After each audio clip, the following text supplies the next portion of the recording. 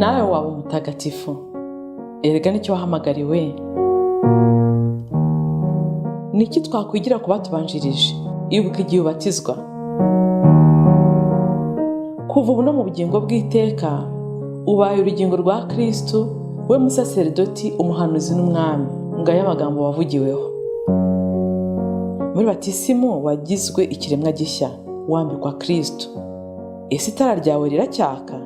Ese umwambaro wawe urakererana? Humura, garukira Imana. Abatagatifu n'abanyabyaha bababariwe. Akira Kristo. Ikiganiro ibirari by'ubutagatifu mukigizwa na Beata Mukarusanga, umukristo wubase urugo.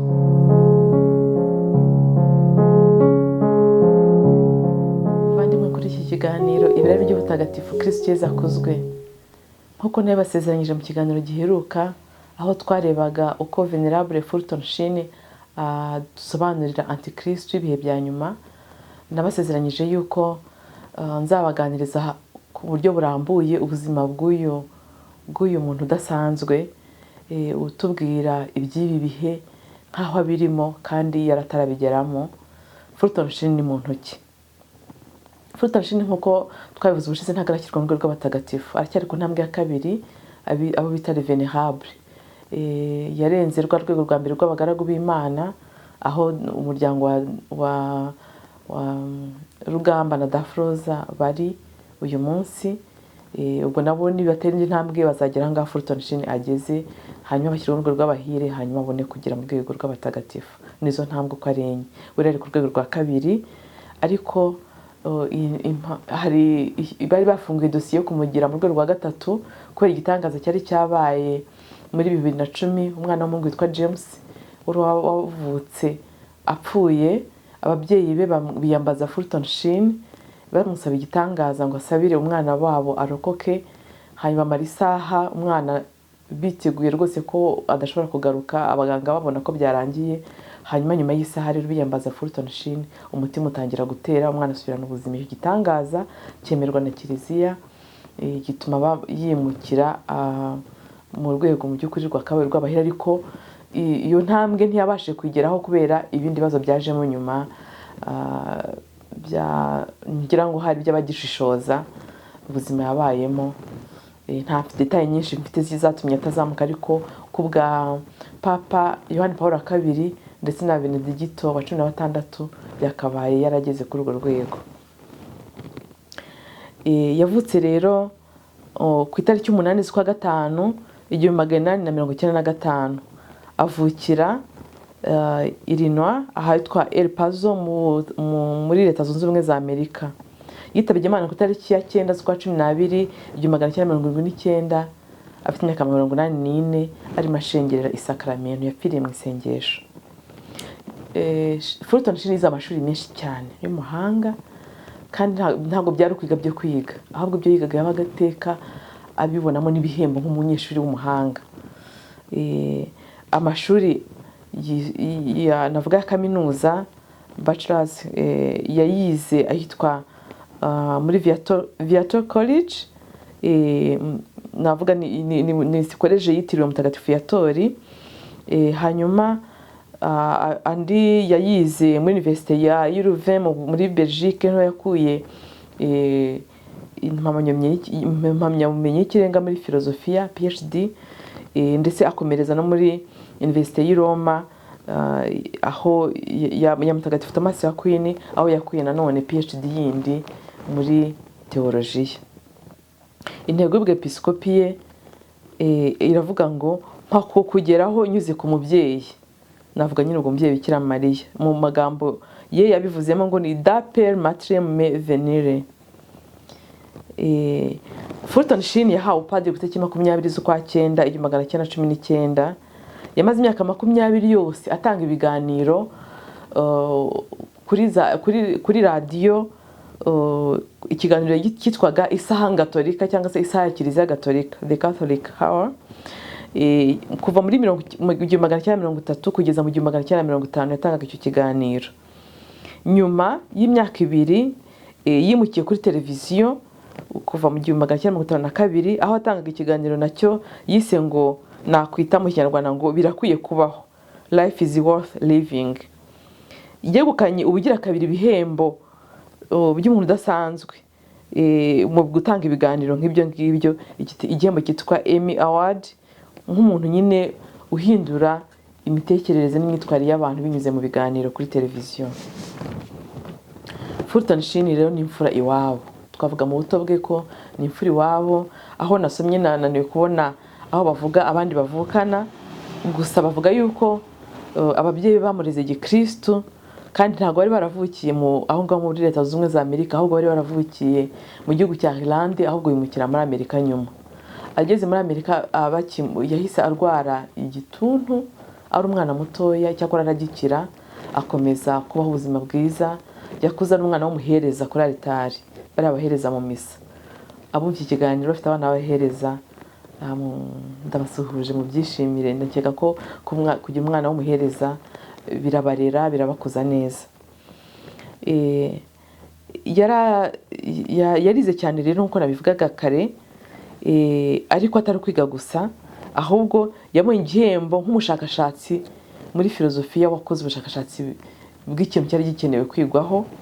Yabonye igihembo cy'ubushakashatsi yari yakoze. Ikindi yemeraga ko uburezi ari ikintu cyangombwa cyane mu guhindura abantu bakaba abakristo.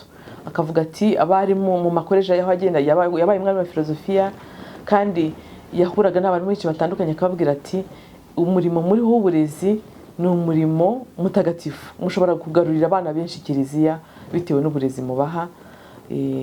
Akabwira abajene yuko ibyo babona, ibyo biga mu bumenyi babona, bishobora gutuma bazahindura isura nyayo ya kiliziya ikagaragara, bazahindura isura ya kiliziya ikaba kiliziya yuje ishema, n'abantu bakagira ubwuzu bwo kwitwa abana ba kiliziya. Yemeraga kandi ko ubukristo wabubaho mu mirimo yawe iyo ari yose waba ukora, ko ubukristo atari ubwo mu misa cyangwa se mu masengesho gusa, ko ubukristo ari ubw'ahantu hose. Yahinduye ibyamamare byinshi byo mu gihe cye bitemeraga Imana, cyangwa se bakaba bayemera ariko bari mu madini y'ubuyobe. Hari yahinduye umwanditsi witwa Heward Brown, akaba yari umwanditsi ariko aho bita abagnostics sinzi uko nabivuga mu Kinyarwanda. Ni abantu nyine babemera Imana ariko babivanga n'ibikorwa bimeze nk'iby'ubupagani, byo gushakisha amashaba n'ibindi bintu nk'ibyo. Rero yahinduye umunyapolitike witwa Claire Booth-Lush, yahinduye umukomunisite witwa Louis Budens, yahinduye umucuranzi witwa Fritz, umucuranzi wa violon ngira ngo uzwi cyane muri za violon cyangwa na za piano. Yahinduye abantu benshi bari byamamare mu gihe cye. Iyi liste ni ntoya cyane ku byo nabonye. Abantu yahinduye ni benshi, babaga ari abantu bafite imyemerere nk'abakomunisiti. Urabizi ko akenshi baba bahakana Imana, batemera yuko habaho isi ya roho, ko ibyo babona bigaragara inyuma gusa, materiel ari byo biriho gusa. Rero urumva ko yagize influence, yahinduye. Niba ashobora guhindura ibyamamare nk'ibyo ngibyo biri kure cyane y'Imana, urumva na rubanda rwa giseseka rwamwumvaga, basanzwe bemera Imana ariko wenda nta bushyuhe burimo, yabazamuye mu kwemera. Ibyo namuvuga rero ni byinshi cyane. Iyo ufunguye ushakisha ku buzima bwa Fulton Sheen, ubona ibintu byinshi cyane yakoze, ntabwo nabivuga ngo mbirangize. Igitumye rero muzana hano muri iki kiganiro, nagira ngo gusa mbabwire akantu kankozeho, namumenyeho, kagahindura uburyo ntekereza agaciro k'isengesho. Fulton Sheen ari mu bantu bigishije abandi uburyo bwo gusengera umwana uri mu nda kugira ngo umurinde ko yavanwamo. Ni igikorwa nigishijwe n'umubikira w'umukarikuta. Muri iyo minsi nari maze iminsi menye yuko ibinini bigurwa kurusha ibindi muri farumasi ari ibinini bibuza abantu gusama, ya pilule du lendemain. Umukobwa agenda akavuga ati nta gahingirizo ndari nkoresheje, nimumfashe no gusama. Cyangwa ugasanga ngo umuhungu ashoranye n'umukobwa, umuhungu ati kamire nkareba ntabwo nshaka inda. Ibyo bintu birari byinshi mu mafarumasi. ikindi nyine hari n'abandi bantu benshi bagenda bagakora ibintu nyine ngo byo gukuramo inda banza bibaho nabyo babigurira nyine nzi ko biba kwa muganga gusa, ariko ngo niba ari ibintu bifite isoko nibyo bivuga ngo abana bigicuka mu nda za ba nyina ni benshi cyane. Nkimara kumenya rero numvise amabere yikoze, numvise nk'umubyeyi binkoza ahantu, ndavuga se kuko nakora iki nk'umukristo. Ngira amahirwe rero mpura n'uwo mubikira ambwira uyu FULTON SHEEN n'igikorwa yigishije abo bantu nakwita pro-life, abantu baharanira ubuzima, uburyo bwo kurengera umwana uri mu nda. Aravuga ati biroroshye cyane, ati tekereza yuko buri kanya ku isi hari inda isamwe kandi itifuzwa. Nk'ubu ngubu umwaka ushize, uyu mwaka 2023, ubushakashatsi bwakoze bwagaragaje ko miliyoni 44 n'imisago ni inda zavuyemo. Izo nda zavuyemo ziraruta abantu bose bishwe n'ibyorezo n'izindi ndwara zikomeye ku isi, kanseri, sida, accident zabayo. Mbese ni navuga ko ari intambara iri kubera mu nda z'abagore iteye ubwoba. Rero ni byiza yuko twatekereza gukiza, ntekereza ko uburakari bw'Imana buturiho kubera icyo gikorwa cyo kwica abana. Hanyuma rero nkatekereza yuko uburyo bwo kubarokora mu isengesho uwo mubikira nyigisho nanjye nabo basangiza. Rero ngo bugenda bite? Ni ukuvuga ngo utekereza ko buri kanya hari inda ishobora kuvamo, hari umuntu usamye inda atifuza. Hanyuma mu isengesho urimo ukora ukavuga uwo mwana imbere y'Imana, ugasenga, wangiza ukamwita izina. Ukamwita izina, wenda niba ari umuhungu mwise runaka, niba ari umukobwa mwise runaka, ugatangira kujya umusabira buri munsi, umushyira imbere y'Imana. Ukandika itariki watangiriyeho, ukabara amezi 9 udasiba na rimwe kumusengera, umurindisha ububasha bw'Imana, amaraso ya Kristo, ukiyambaza abatagatifu baharaniye ubuzima. Tukavuga nka Tereza wa Kalikuta, n'ufurutoro shino gataragira mu rwego rw'abatagatifu nawe wamwiyambaza, umutagatifu ni Paul wa II, n'abandi bagiye bagaragara cyane cyane nabo ngabo bazwi cyane bagiye baharanira ivanjiri y'ubuzima. Hanyuma rero mu kubarinda gutyo ubikora buri munsi, wa mwana byanze bikunze aravuka. Iyo yatariki rero y'amezi 9 ashize, ujya mu misa ukamubatirisha nabwo buroho, ukavuga uti Nyagasani ngushimiye ko uyu mwana wamurinze akaba agejeje igihe cyo kuvuka, none mukuzaniye imbere yawe kugira ngo ahabwe batisimu nibura ku bwa roho, nubwo ntashobora kumubonesha amaso y'umubiri ariko nzi ko wo mureba, umwandika mu gitabo cy'ubugingo. Mbese ni uburyo bwo kubaha buroho, nkuko duhazwa buroho muri korona twize guhazwa buroho, ugahazwa Yezu kandi utagiye mu misa. Ni muri ubwo buryo bw'uko isengesho rigera hose, roho ntago hezwa ahantu na hamwe. Isengesho rishobora byose ibyo umuntu wizera kandi wemera kandi ukunda Imana. Rero nicyo nabashishikariza, ubwo nkaba ndimo mbafasha gukatisha tike ijya mu ijuru. Nurengera umwana ukamuherekeza kugeza aho ngaho, uzaburokoye ubuzima bw'umuntu kandi igikorwa gitagatifu. Ikindi uzabubashije kwambura imbaraga nibura ho gatoya antikristo y'iki kinyejana, wa umuherodi wahoze yica abana b'i Betelehemu, azi ko Yezu ari bupfemo, uyu munsi aracyakomeje abahiga mu nda za ba nyina.